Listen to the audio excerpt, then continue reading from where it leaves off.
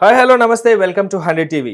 ప్రస్తుతం ప్రతి ఒక్కరు కూడా పుష్ప 2 తర్వాత గేమ్ చేంజర్ వైపు ప్రేక్షకులందరూ కూడా ఇంట్రెస్టెడ్గా చూస్తున్నారంటే ఎస్ అని చెప్పుకోవాలి. అయితే ఈ మధ్యన తెగ ట్రెండ్ అవుతుంది game changer tag line. So దానికి సంబంధించిన విషయాల కోసం మనతో బహుముఖ ప్రజ్ఞాశాలి స్పిరిచువల్ మెంటర్ సాయికర్ణం గారు మనతో ఉన్నారు. అడిగి తెలుసుకునే ప్రయత్నం చేద్దాం. నమస్తే అమ్మా. నమస్తే. పుష్ప 2 ఎంత ఎక్స్పెక్ట్ చేసామో అంతే పాజిటివ్గా దూసుకొని వెళ్ళిపోతుంది. ఇప్పుడు సడన్గా గేమ్ చేంజర్ అనే లైన్ మనకు వినిపిస్తూ ఉంది. గేమ్ చేంజర్ అనేసరికి ఇంకా రామ్ చరణ్ గారు అట్లా డైవర్ట్ అయిందా? అసలు గేమ్ చేంజర్ లైన్ ఇప్పుడు ఎందుకంత వైరల్ అవుతుంది?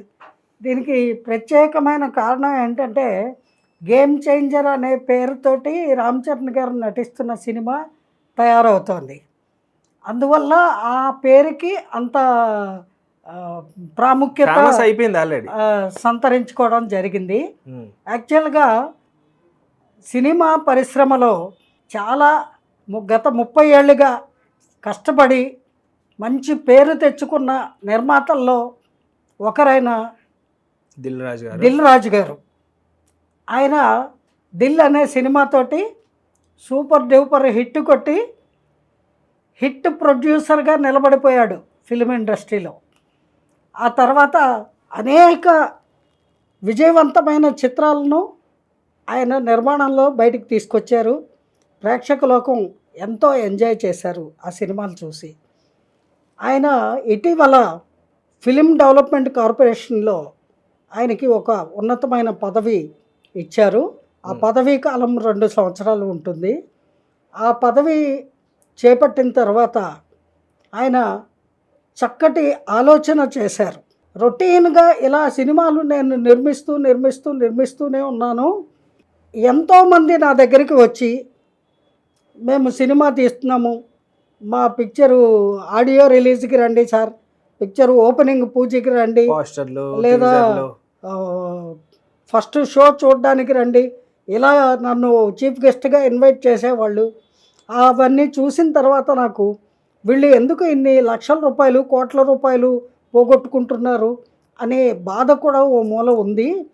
అందుకని కాలానుగుణంగా ఇప్పటి తరానికి ఎటువంటి చిత్రాలు, ఎటువంటి కథాంశాలు చిత్రాలుగా నిర్మిస్తే వాళ్ళు ఆదరిస్తారు అనేది నాకు మంచి అనుభవము, అవగాహన వచ్చాయి. కాబట్టి ఒక సంస్థని ఏర్పాటు చేసి దిల్ రాజు డ్రీమ్స్ అని ఒక సంస్థని ఏర్పాటు చేసి ఔత్సాహిక నిర్మాతలు, దర్శకులు, ఎవరైనా రచయితలు, నటీనటులు ఎవరైనా సరే ఒక సినిమా నిర్మాణానికి ప్రిపేర్ అయిన వాళ్ళు ఎవరైనా సరే వారిని సంప్రదిస్తే వాళ్ళ సంస్థ ద్వారా చక్కగా చిత్రాన్ని నిర్మించి ఆ నిర్మాణ బాధ్యతల్లో కూడా తన వంతుగా ఎంత కోఆపరేషన్ ఇవ్వాలో ఇచ్చి మంచి విజయవంతమైన చిత్రాలనే ప్రేక్షకులకి అందించాలి అనేటువంటి ఆశయంతో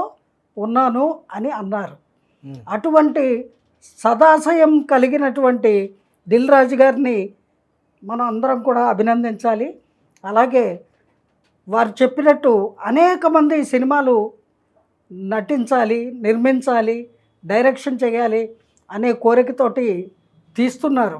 కానీ అవి ఎప్పుడు తీస్తున్నారో, వస్తున్నాయో, ఎప్పుడు వెళ్ళిపోతున్నాయో తెలియట్లేదు. కొంతమందికి థియేటర్స్ కూడా దొరకవు. అలాగే వాళ్ళ దగ్గర ఉండిపోయి వాళ్ళ మనీ బ్లాక్ అయిపోతుంది. ఇలా రకరకాల బాధలు, చిత్ర నిర్మాణంలో ఉండేటువంటి కష్టసుఖాలు అనుభవపూర్వకంగా తెలిసినటువంటి దిగ్గజాల్లో ఒకరుగా మారిన దిల్ రాజు గారు ఇలాంటి ప్లాన్ ఒకటి చేశారు. అందుకని ఆయన్ని గేమ్ చేంజర్ అని అనుకోవచ్చు మనం. ఇక్కడ మొత్తానికి ఇండస్ట్రీకి ఒక ప్లాట్ఫామ్ సెట్ చేయడానికి కోరుకున్నారు. అవును.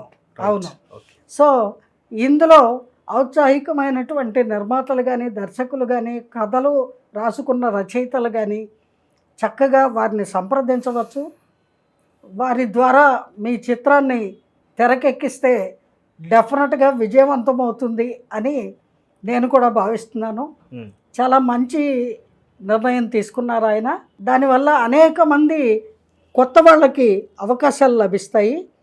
కొత్త రచయితలు, కొత్త సింగర్స్, కొత్త ప్రొడ్యూసర్స్, కొత్త డైరెక్టర్స్, కొత్త నటీనటులు కొత్త కథలు అందరూ కూడా ఆ ఇంట్రెస్ట్ ఉండి టాలెంట్ ఉన్నవాళ్ళు వెలుగులోకి రావడానికి ఇదొక చక్కటి సదవకాశం అండి. ఇటువంటి అవకాశాన్ని వీలైనంత మంది వినియోగించుకొని అభివృద్ధిలోకి రావాలి. అలాగే చక్కటి వినోదాన్ని అందించే చిత్రాలు మరిన్ని ప్రేక్షకులకి అందించాలి అని కోరుకుందాం. థ్యాంక్ యూ మా, thank you so much. Thank you viewers, bye.